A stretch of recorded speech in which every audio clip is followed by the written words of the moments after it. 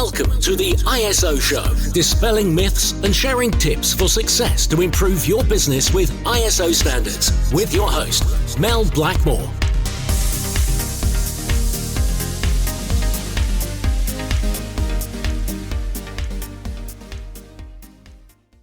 Hi, and welcome to the ISO Show. In the last episode, I was joined by David Algar, who is the Principal Carbonologist at Carbonology, and he was sharing insights into how organisations can comply with PPN 0621, which is a government requirement to submit a carbon reduction plan. And this is all to make sure that we're on the right path to achieving net carbon zero by 2050 at the latest. So in that episode, we covered off what a carbon reduction plan is and also some of the consequences of not doing it in the right way and making sure that everything is covered that should be covered. So if this is something that's relevant to you, or even if you're not tendering for government contracts, I would definitely recommend listening to this, because if you are committed to being a more sustainable business, this is one of the routes towards that journey. So welcome back, David. Hi, Mel. Thanks for having me on again for part two. So in this episode, we're going to be covering off some of the requirements in a bit more detail. So, how do you actually calculate your emissions? And I think this is really relevant to any business, regardless of whether you need to comply with PPN 0621. And also how to set carbon reduction targets, forecast emissions. These are questions that often come up. And David, you've actually created a frequently asked questions guide, haven't you? So that is available on the www.carbonologyhub.com. And also answering some of those tricky questions like, how can you influence carbon reduction in areas that you don't actually have any direct control over? So answering some of those tricky questions that we often get asked in this episode. And also, I think, potentially providing answers to some of the arguments as well. So, you may say that, well, our business is growing, so we can't possibly reduce our carbon footprint. Well, it is all relative, and there are ways that you need to consider and how you can actually still have targets for carbon reductions. So let's dive in then, David. So one of the first things that I know that often comes up with carbon reduction plans is where we begin in terms of how do we actually calculate the emissions? Yeah, so we've touched on this in previous podcasts. I think a while back we did a whole episode on how to do the calculations, but I'll give you a quick refresher. Emissions are calculated by taking your activity data, such as your electricity consumption in kilowatt hours, or your gas consumption, or miles driven in a vehicle. And you take this activity data and all you do is multiply it by a emissions conversion factor. So it's just another number. So essentially it's just two numbers timed together. Specific emission conversion factors are available from DEFRA for specific activity data. So we're very lucky in the UK that DEFRA publish this list of conversion factors for us. Anyone can access them and they're nice and easy to use. So I always say that a monkey could do this bit. You're just timesing two numbers together.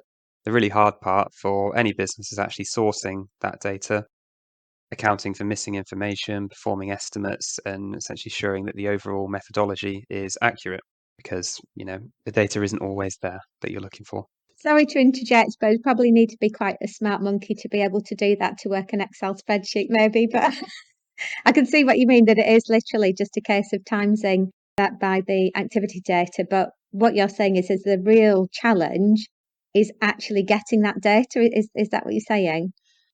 Exactly, yeah. Particularly for a business that's never done this before, it might be quite tricky to get the data you're looking for. For instance, if all your business travel is just financial records and you've never actually recorded the distance, or if you're in a leased office, you might not have any idea what your electricity consumption is if your landlord doesn't give you that data. So yeah, sometimes the calculations can be quite simple, but getting the actual data behind it can be quite tricky for a lot of businesses. As we mentioned in the previous episode, this is all done in alignment with ISO 14064 Part 1, as well as the PPN guidelines. So one of the very first things we'll do with you if we're kicking off a PPN project is to define your organizational and reporting boundaries, which is just another way of saying your site and the emission sources. So it's really important to define exactly what we're looking at from day one, because then we know what data we need to look at.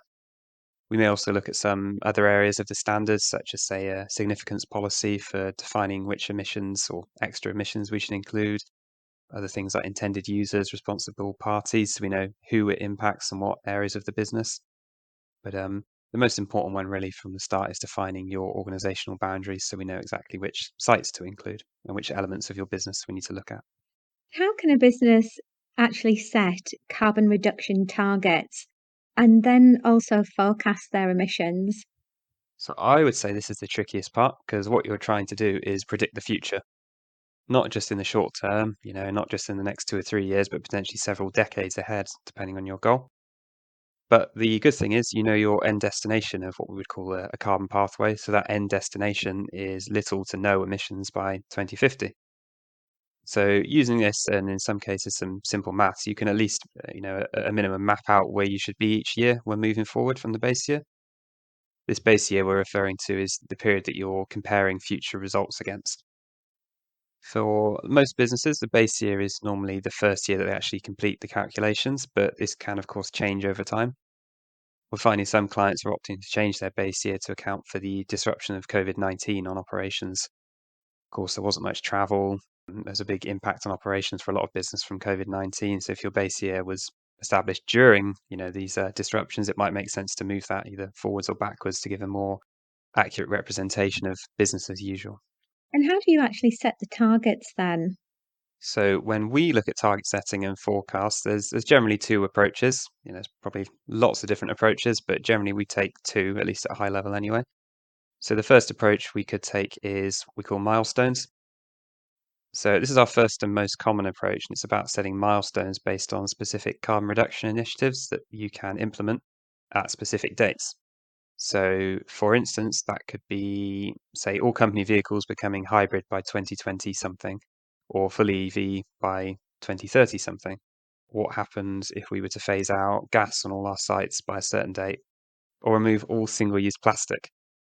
So, using this milestone method for the forecasting can be a bit tricky because, again, you're essentially trying to predict the future, but you can end up with a carbon pathway that's a bit more representative of real life that is, as we know, constantly changing. The other method is what we unofficially refer to as the straight line method. This is a bit of a simpler approach that again involves doing a bit of simple maths to map out your carbon targets for each year without factoring in specific milestones or events. We refer to this unofficially as the straight line method, as the graph showing your carbon pathway is pretty much a straight line from your base year towards net zero. If you think about the other one I mentioned, the milestone methods, and picture that as a graph, that would be quite bumpy because there'd be things happening at certain years. But the benefit of using this straight line method, so going from your base year all the way down to net zero by 2050, is it essentially gives you a carbon budget for each year, so you know what you need to aim for each year. But either way, you'll need to do some form of forecasting to see where your emissions are likely to be over the coming decades. Important thing to remember is you're aiming for little to no emissions by 2050, and it's also important that you go beyond any passive reductions that are presented by external factors. A tip for setting targets for the first time is by thinking, what if? This is essentially looking at the thing you're doing now and replacing it with a more sustainable alternative.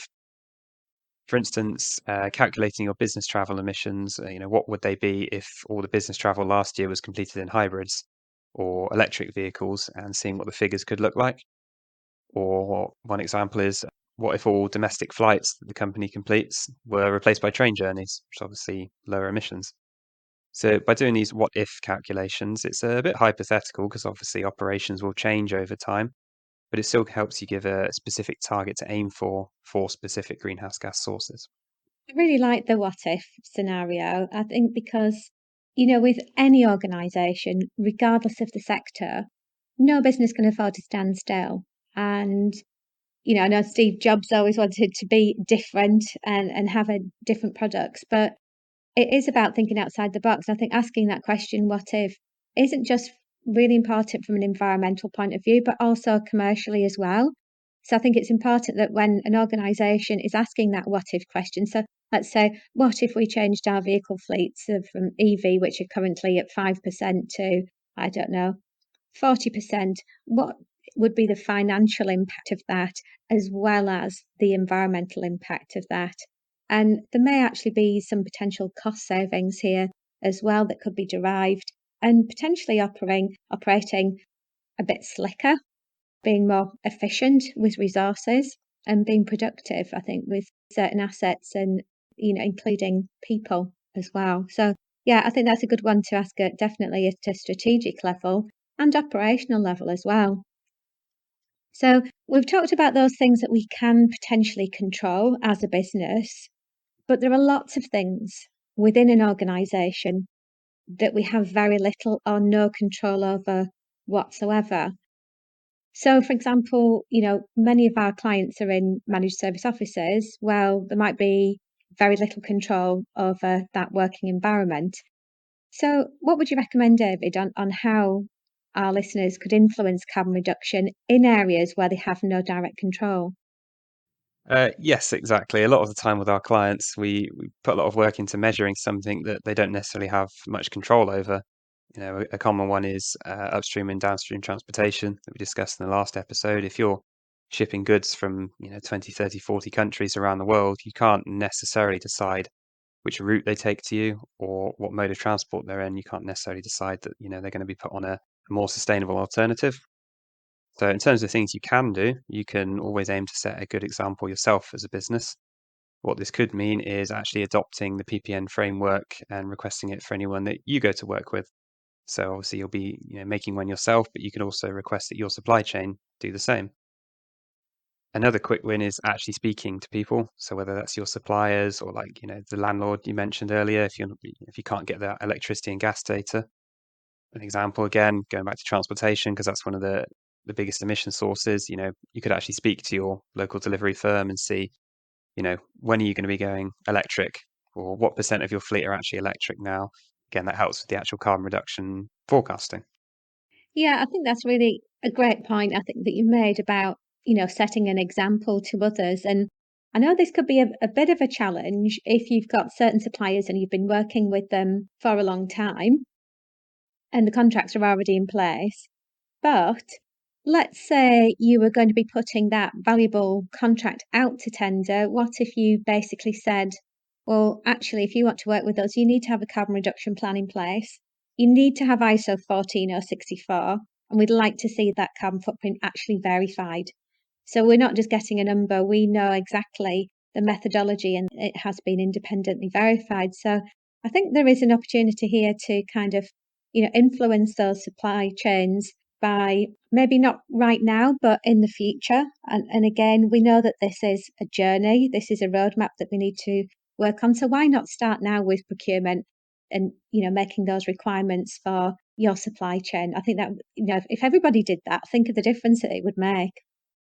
Now, I think this is all well and good, but I think one of the other challenges and the tricky thing to address is what if we're actually growing as a business? Because all businesses want to grow, they want to increase their turnover, they want to increase their profit margin, and that could actually result in providing, additional services, products, additional sites, locations, etc. So then that carbon reduction plan kind of goes out of the window, doesn't it, David? I mean, what's the plan if you're a growing business? Yeah, everyone wants to keep growing, don't they? Keep making more money, getting more staff. But so results are expected to fluctuate over time. So even if they do go up after the base year and year 2 or 3, this shouldn't impact your success or failure in the tender submission. At least that's what the guidelines say at the time of recording. The aim obviously is to reduce your emissions on average over time. But if you know for certain they will increase over the next few years, for instance, through opening new sites, making acquisitions, or just natural growth, that is okay, at least in the short term. One way around that is selecting a new base year. If operations significantly change, this will give a much more realistic figure to work down from. And like I mentioned, a better depiction of business as usual. But the other side of this is you could use it to evidence efficiency improvements through intensity metrics. So that is a way of displaying your carbon relative to another factor. So a common one is tons of carbon per employee or relative to your revenue. So tons of CO2 per £1 million revenue. So that will be a way to demonstrate efficiency improvements relative to your growth. Bear in mind, they still need to get to net zero by 2050 at the latest. Yeah, I think that's another good point that you've made. That there's another way of looking at this, and this is looking at it by employee, because a lot of organisations have got hybrid workers and people working from home across the globe. And there is another way around doing this. I think it's not impossible, is it, by the sounds of it? So how else could you support organisations that are on this journey then, David? So once everyone's actually happy with the carbon reduction plan and it's been signed off and published online, you will actually have to use it in tenders. The really fun thing about tenders, well, not fun from our client's perspective, but is they can all ask different questions. Despite PPN, being a technical framework which should all be consistent, we find that each tender might ask you a completely different set of questions compared to the last one. What this means in practice is you can't always have the information to hand before you submit it. We can't write your tender submissions for you, but we can provide the guidance and then pull out the necessary figures for you if requested. For instance, a common one is certain numbers that you'll need support with your social value model reporting. So again, we can't do the entire tender for you, unfortunately, but we can be there with that sort of ad hoc support, whether that's providing some sort of narrative to go in the tender submission or, like I mentioned, literally just pulling out the figures that are required. Mm. And I think a lot of organisations that are having to submit ESG reports, obviously this plays a part in that. And how does this play a part in terms of carbon neutrality as well? So if an organisation does actually want to offset their carbon emissions to be carbon neutral. So if you've actually gone through all the hard work to create your PPN06 carbon reduction plan and potentially closely align that with the ISO 14064 framework as well, you really are in the ideal position to achieve carbon neutrality for your operations. When we work with our clients to achieve carbon neutrality, that's again done with another standard. So that's PAS 2060 or PAS 2060. What that means in practice, to align with that PAS standard, is the creation of a qualifying explanatory statement, or QES for short. This document, the QES, this details essentially how you've achieved carbon neutrality. That would be done by offsetting for most businesses, and this would also include your commitment to actually maintain this status of carbon neutrality for future reporting periods. So again, that has to be done every 12 months then. Exactly, yeah, the calculations, the offsetting, so you'd repeat that every 12 months, at least until we get to net zero anyway. Mm. And can anybody just do a qualifying explanatory statement for PAS 2060 or, a carbon reduction plan for ISO 14064? Where's the verification in this? Yes, that's a good point. I mean, I guess technically anyone can create these documents, but it doesn't necessarily mean the information contained in them is accurate or correct or has been externally verified or even had a second person look over it. Something that we can offer to our clients or anyone that's listening, if we haven't been directly involved in the calculations, then we can come in and act as a external third party. So say, for instance, you've already calculated your figures, you've made your carbon reduction plan, but you're not 100% sure that it's the most accurate it could be, or you're not sure if it's aligned with any specific frameworks. We could come in and act as that independent third party verifier to double check everything's right and then give our opinion on that. Okay, that's great. Thanks for explaining that, David. That's really helpful. So yeah, that's been great. You've taken us through a lot of information that I think, in terms of questions that we regularly get asked about, how do you calculate carbon emissions? How do you do your forecasting? I think those two different routes that you mentioned, the milestones and straight line method, were really useful and helped to kind of put into context, the different opportunities there. And yeah, I really like the what if scenario and linking that into overall business strategy. And obviously the tricky area, which is, what happens if you don't have any direct control as well. So yeah, thanks very much for providing all those insights into carbon reduction plans and to make it worthwhile. That's all right. Thanks for having me on again. Great. So just a reminder to our listeners, we have actually got a free guide that David has produced, which is outlining a lot of these questions and answers. And there is an opportunity for a free consultation with David as well. So David would be more than happy to answer any of your questions. And if you'd like to find out a bit more information about ISO 14064, the carbon footprint standard, or PAS 2060 on carbon neutrality. So yeah, thanks once again for joining me today, David. That's okay, Mel. Thanks for having me on again. Great. Look forward to catching up with everyone on the next episode of the ISO show.